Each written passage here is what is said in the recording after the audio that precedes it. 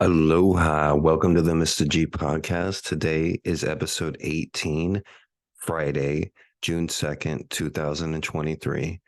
I want to say welcome to all of our new listeners. If you're watching me today on Twitter or YouTube, you can see that I have a new look going. I shaved my head and I got some contact lenses. I like to do that. I change my look every now and then, and has nothing to do with anybody else. I've been doing it my whole life. I have a chameleon. I can change into different looks and outfits, and my personality is the same as well. But with that being said, I also want to point out that this is not a basketball podcast. I do talk a lot about basketball. This time of year, April, May, and June, I watch basketball. It's the only sport that I watch, and I love basketball. It's something I grew up watching.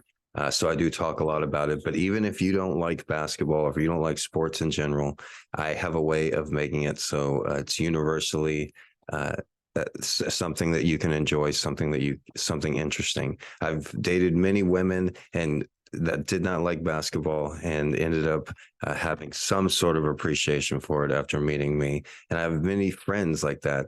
I would be talking to you about basketball if we were friends talking and having a conversation, or if it was on this podcast. There's no script with this podcast. I don't really plan out what I'm going to say. Recently I got this yellow clipboard, and so I'm like, oh, I might as well have this clipboard I can finally use, so I can jot down different things. So I did do that today, and I did do that yesterday. Once again, the Mr.G podcast audio version is available wherever you listen to podcasts. Apple Podcasts is the best place to get the Mr.G podcast, but you can also find it on Amazon Podcasts, Spotify Podcasts, iHeartRadio Podcasts, and Google Podcasts. So that's the best thing, is being able to distribute these episodes right away every day to different platforms. I've had a history of being attacked by online trolls, and having different platforms makes them work extra hard. There's a YouTube channel called Active Self Protection. One thing that he says, if you're ever the victim of a crime, you want to make your attackers pay full price. You want to make them work extra hard. And it's the same thing if you're a victim of an online crime, if you're a victim of hackers or people trying to, bully you or whatever online, you want to make them pay full price. So that's what's going on with there. Now, with that being said, game one yesterday, the Denver Nuggets won easily against the Miami Heat of the 2023 NBA Finals. And of course, I'm going for the Miami Heat. Most sports fans are. It's a huge underdog story. Jimmy Butler's a very likable character. And like I said, myself, I have been homeless before, and seeing somebody that used to be homeless being an NBA superstar is, and not caring what people think, and just his whole demeanor, and having so much confidence in himself. And he shines a lot more than any other player I've seen. So Jimmy Butler is somebody that, like I said, if you don't even like sports, if you don't like basketball, you would like Jimmy Butler. He transcends basketball, and he makes the NBA playoffs more than basketball interesting for more people, including the NBA Finals too. So Denver won handily. They were 9.5-point favorites. They won by 11, but they were up from start to finish. And of course, I'm going for the Heat. I've heard people laughing outside my apartment yesterday's. I guess the neighbors think I'm a big Heat fan because I made a few Jimmy Butler videos. But I said at the start of the series, the Denver Nuggets were most likely going to win in 4 or 5 games. Of course, I'm going for the Heat, and it would be awesome if the Heat won. But it's a long shot because if you look at the two starting lineups, the Denver Nuggets have basically four all-stars, if not borderline all-stars, and then an MVP. And they also have a good bench and a really good coach. They're an experienced team that have been together for a long time. I remember seeing the Denver Nuggets, Nokic and Murray, uh, you know, um, playing together in 2017 playoffs, and I was like, wow, they're going to be pretty good. The Joker, Jokic, and Murray, and they're just a great pick and roll combo. It's really hard to stop that, especially since the big man Joker can pass out of the pick and roll better than just about anybody in NBA history. So also, however, I'm also cheering for Miami for another reason. I was previously thinking it'd be nice to see the Denver Nuggets and the Joker, win MVP and finally get center stage that he rightfully deserves. But also for personal reasons, I have family that live in the Denver metro area, and I don't like them personally. They don't like me personally, and they've been in Denver for area for quite a while. So that whole city's probably like really like, oh, we might win the championship for finally the first time first time ever. And actually, I don't want to, I don't want them to be happy. Okay. You hear that? They're probably listening to my podcast too. That's like how they are. They're totally fucked in the head. I came from an extremely abusive household, abused by my father and my sisters, and they've always maintained a close relationship with our fucking horrible, disgusting father. And it's crazy how even adults, they're almost 50 years old, they somehow justify things in their head, like, oh, the abuse wasn't that bad, or if it wasn't that bad, then you deserved it, or if you didn't deserve it, then you're exaggerating, or like it's just like insane. And I have a very analytical, objective mind, so it's just like, no, we had this. Me and my twin brother had to sleep in a closet in the garage. As far as abuse from our sisters, there was multiple times this. I've been in dozens of fights in my life, but some of the worst punches I ever had happened at our two older sisters. There's two sets of twins, me and my twin brother, and our two older sisters, 4 years older than us. If you want to know more about it, you can read my first book, Guns of Education. But uh, the some of the toughest, hardest punches I ever took were from my older sister when I knew I couldn't fight back, and I knew I couldn't like hit her back because she was a girl. But like she would just sucker punch me at close range, and those are some of the worst black eyes that I've had. Also, one year we were at the Grand Canyon for some reason. Thinking back, it must have been really dangerous for me and my brother to travel with them to the Grand Canyon. Once they left us at a mall in New Orleans. We grew up in South Texas, and they just drove us to New Orleans and left us at a mall. And then they went and got drunk on Bourbon Street in New Orleans. And me and my brother, we were like 10, 11 years old, alone at this mall for like almost 24 hours. And they were like, I guess, trying to hope somebody were going to kidnap us, really. Our father encouraged us to get into cars with strangers. That sounds so like bad, and you don't realize how bad it is as a kid. But as far as my sister, we were at the Grand Canyon one year. She took a snowball and just packed it up as tight as it could go. And then when I wasn't looking at close range, just threw it at my face as hard as she could. And I had a huge welt and huge shiner of no medical attention or nothing. Uh, and just that, and like all the abuse and shit, and even as adults, what they did with our mother's will and our grandmother's will, and how they just scavenged all the possessions like rats. Hawaii has the biggest rats you'd ever seen. There's a huge bug problem going on in Hawaii right now. They had to shut down the airport because of bed bugs. It's bad, man. They're building a new stadium. They built that huge rail, and Hawaii, Honolulu is known as like the one of the lowest ranked airports in the United States. And it is like rinky dinky, so like tiny. Like why not build a new airport and instead of a new football stadium? But Hawaii loves its football. So, but like I said, yeah, there's a huge bug problem, and I was thinking about that. Like, the argument right now of I've been watching on a lot of different podcasts is, are aliens. They exist. They are here. And you look at the smartest people around the world, and 10 years ago, 15 years ago, maybe, none of them would concur that aliens are here and surveying the humans and going in and out of the ocean. None of them would really agree to that. uh but the narrative has changed over the last 15 years. And now government officials have come out in the last week or two and have gone on record saying that the United States has um, been visited, or there are other entities that could have been on this planet for millions of years with advanced technology, and some of that advanced technology has been acquired by the United States government and has been tested on. and there has been re-engineering techniques going on for 2 generations now. Because if you look at Roswell, that happened in the 1950s. Everyone is dead from Roswell, and so the next generation of engineers that are working on this project, it's not going to take long to keep a secret when it's going like through generational, uh, you know, configurations, like more and more people are finding out about it. And like I said, the government has gone on record saying that that we have been visited and there has been re-engineering going on.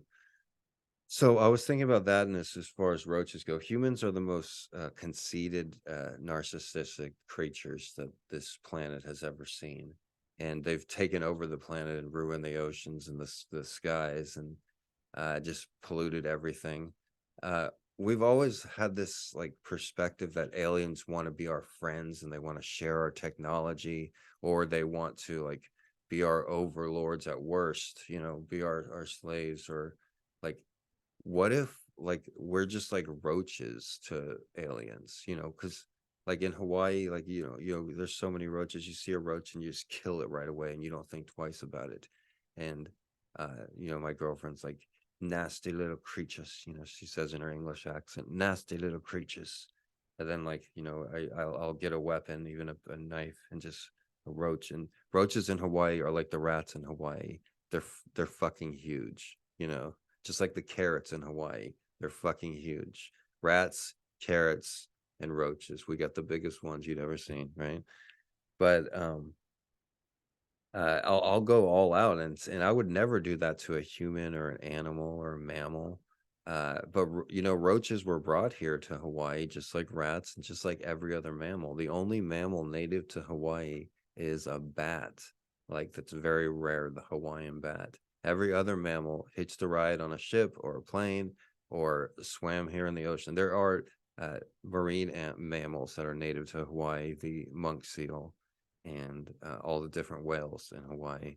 But as far as land mammals, there weren't any.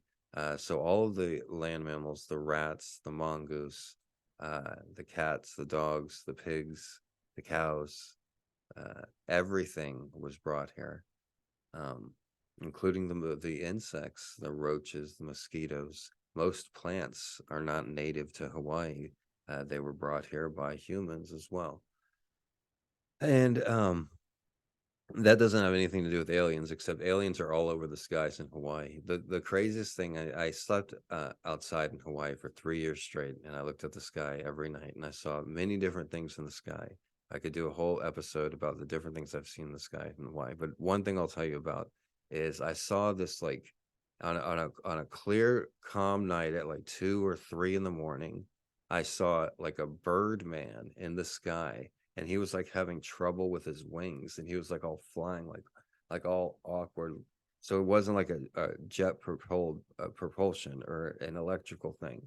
It was just like a bird man just in the skies, and just it was just like a bird man. I guess it could have been like a bird that's huge that looks like a man, but it looked like a bird man. Like, and I'm just like, what the fuck? And me and my cats were both looking at it, and both of us like had to get good looks. We're like, because it wasn't flying at high altitude, it was very low, and we were just like staring at it, and we were over in this wooded area where there wasn't anybody around, and I think it was like a holiday or something. There's not hardly any noise, and I could have shouted at it, but I was just like, "Don't move," Let's just stare at this thing. Uh, the most interesting thing that I saw right up in front of me and Moses, my cat's eyes, was ball lightning, and or you could call it ball lightning, or you can call it an orb. But when they describe how the UFO tic tacs move and how they move in like an uncertain pattern, like it has a brain of its own, but it's all over the place. Like that's how this ball lightning was, and it was in 2014, in near the Mililani, near a famous pass called Kipapa Pass, where their ancient legend is that there was a huge battle between like Maui and and Oahu army. It's like in the must have been like in like the like 900 or 800 year, and like there was so much battle. There was a Kipapa Valley, and there was so much blood that the valley turned red, and it was just a river of blood going through it because the battle was so fierce. And the two armies fought at the top of Kipapa Pass, and they would fall like hundreds of feet, that 200, 300 feet, even further down into the gulch, Kipapa Gulch, and the it was covered in red. One time I camped on the side of Kapapa Gulch during a hurricane, and it got so loud it felt like the gulch was full of like rushing water. And I had my tent and my cat tied onto a pallet. And at one point during the hurricane, the pallet wood on the wooden pallet just started breaking, just started snapping like, and we were just holding on to the things, and the wood was just breaking. And we woke up the next day, and the sun came out, and it was clear, and me and my cat got out of the tent, and there was just broken branches and trees falling everywhere. And you would have been like, wow, how did you survive this? Because all the trees were falling all around my tent and not on top of the tent where me and my cat were. So like it was just like going into like a tornado aftermath, but it was I guess it was a hurricane aftermath. All right, that was a good memory. But I camped out in the Hawaii woods for 3 years with my cat, if you're wondering. There's more about that in my third book. This is my first book available on Amazon, Gonzo Education. And if you're watching me on Twitter right now, I've been doing this podcast. This is episode 18. I've been doing it 18 days every day. On Twitter, I've maybe had like 1,000 views. I'm just not saying it's a lot. I'm speaking analytically. Maybe 1,000 or a couple thousand views. But I don't think I've received a single like on my podcast on Twitter. And that is like really like it isn't hurtful, but it is just like an awkward position. Like, oh, his podcast must not be that good because people aren't liking it. Yeah, they don't like the sound of his voice. Yeah, that's it. Or his camera's not good enough, or he's not talking about things that people want to hear. Yeah. That's what like the haters and the trolls would want you to believe. It's funny, like I'll upload a short of this podcast on YouTube. It would just be like 30 seconds, but it will have 400 views, or it'll have 404 views, 4 likes. Out of it'll have 404 views and 4 likes. And then the next video will have 406 views and 6 likes. Then the next video, 403 views and 3 likes. What does that tell you? It seems like somebody's adding 400 views to each video to make the algorithm think, oh, people don't like this. People don't want to see this. You shouldn't play this for people. Oh, yeah, but I'm still here and I'm still doing it every day. And those guys, I feel sorry for them and how they have to get up out of bed in the morning, because it's not like I'm saying controversial things that they don't want people to hear. It's just they're such a small person that they don't want to see somebody else succeed. They don't want somebody to use their talents to gain something, to move up in the world. They don't want to see somebody work hard and achieve something because they're not willing to work hard. They're not willing to work on themselves. They're not willing to try to achieve something or try to make the world a better place. They're just living in their own psychological mess. And they think if they put down somebody like me, a 6'3", extremely educated, genius, good looking motherfucker, that they'll somehow get points. Oh, I put him down. And people, you'll meet people like that in person. I've met some fucking shitty people that try to stand in front of me or try to talk down to me, and they think that they can talk down to me, then they somehow get something. I've worked some of the shittiest fucking jobs, even after the University of Texas. And it was so surprising how people would just like try to talk over you and try to act like they're like something better than just to make themselves feel better, And it's like, work on yourself. The only person you should be competing with is yourself. I talk to an 18-year-old the same way I talk to an 85-year-old, and it's all about respect. If you're respectful to me, then I'll be respectful to you. It's the golden rule. And if you fuck with me, then I'll not want to fuck with you, and it's took me a while to learn that you don't want to give people second and third chances. Maybe give people a second chance every now and then, but never give anybody a third chance. All right, so game 2 of the NBA Finals is coming up, and I'm cheering for the Heat. But like I said with my predictions for game 1, you want to bet with your head and not your heart. And my head was telling me Denver's the better team. Denver's going to easily cover. Denver really wants this. Denver has something to prove. But my heart's saying, "Oh, I like Jimmy Butler with a fadeaway 3-pointer. Go Jimmy, buckets, go!" You know, but in betting, that's the number one rule. And all in my 25 plus years of betting on NBA basketball is never bet with your heart, bet with your head. And that's because I've lost so much money on Spurs games in particular. I would have an even better winning percentage if I didn't bet on the Spurs. And there were a couple seasons where I was like, I'm just not betting on the Spurs because my head is not clear there. They're my favorite team. That's where I'm from. So I'm not thinking clearly. Every other game, I would have a way better winning percentage. But anytime I've lost big money, it was on the San Antonio Spurs. I think in 2006, when I took my first trip out west, solo trip, and I was waiting for the NBA basketball season to end. And I had so much money on the Spurs, and it was versus the Dallas Mavericks. I believe it was either second round or Western Conference Finals. And it came down to game 7. And it came down to maybe one shot that was rolling around the rim, and that it just rolled out, and the Mavericks went on to win the championship that year. But would that be no? Actually, the Mavericks went on to winning the Western Conference championship that year. They played the Miami Heat in the NBA Finals, where the Heat beat the Mavericks. The Mavericks would get a rematch against the Heat 5 years later in 2011. But the fact of the matter is, you never want to bet with your head, with your heart. You want to bet with your head, and that's the number one rule in betting. Another way, there are a few other tricks that I've learned, and I have them listed here. I normally always bet on college basketball, but what one trick I've learned is on college football. On some days, you'll have like 100, 200 games on some Saturdays, and sometimes you have a team way outmatched than the other team, and that team will be a huge favorite. And generally 80-90% of the time, even though it's a huge line, that team covers. And I've seen that to be real and making money on it. But here in Hawaii, Hawaii has a Division I football team, but every year they'll play a few big time schools from the mainland.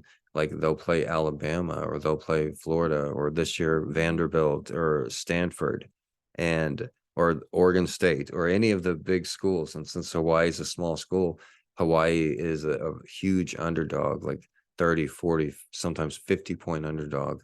And one thing I'm betting on college football is, and on college basketball, if there's a huge favorite, if a college basketball team is a 35-point favorite, then you always want to bet on the favorite, because they can't make that line too high. And there will always be like fans of the underdog team that are going to bet on them, that are going to make that line go. So betting with your head and betting with your heart's the number one rule, but that is also connected to betting on the team, regardless of how you feel about either school.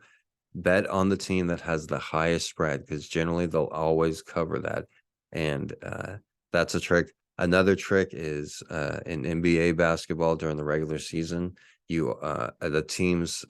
the road teams on a second game of a back-to-back do not hardly ever cover the spread. So you always bet on the home team when the road team is on the second game of a back-to-back.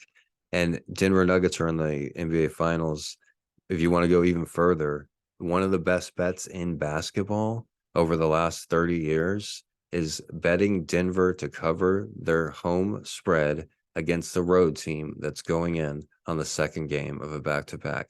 Because they don't really have back-to-backs that often in the season anymore. Maybe that's one reason, because people made so much money betting on them. But what that means is the team played the night before. So if you're the Miami Heat, and or if you're the San Antonio Spurs, you played Houston the night before, and then you have to take a plane to Denver to play the Nuggets, and Denver is high altitude. You could do the same with Salt Lake City, is also higher altitude, but when you lose your breath easier at higher altitude, it's harder to breathe, and you just played the night before. And basketball, you have to be in shape. You cannot be out of breath. And so the Denver Nuggets have an extremely, like an 800% covering the spread percentage when they're playing a team on the second game of a back-to-back. But you could do that with any team in the NBA. You bet on the home team when the road team is playing a second game of a back-to-back. Another thing that I've learned over the years that also John Ornelas mentioned once or twice is in the NBA playoffs, in a best of 7 series, when the home team loses the first game, since the first 2 games are always played at the home team's arena, if they lose the first game to the road team, that then normally in the second game, they always blow out the second team, the road team, and tie up the series 1-1. They have a huge high winning percentage of covering that spread because they're going to be favored and probably even favored more than they were in the first game. So it's a best of 7 playoff series, and the home team gets the first 2 games at home. That first game, let's say they're favored by 5 points. The next game, they'll be if they lose it even in the first game, they'll be favored by 6 points. That's because they're going to come out all out, because the last thing they want to do is go 0-2. And it is rare for the road team to win the first 2 games on the road in the playoffs, in the NBA playoffs. That did happen just in the last series when the Miami Heat won the first 2 road games in Boston Garden, or in Boston at TD Garden. So that does happen. And I was thinking that about that game. Like, and that was because like Miami, the only way they were going to win that series is if they won the first 2 games on the road, because Boston was probably a better team. They won that team with heart and just believing in themselves. They won that series.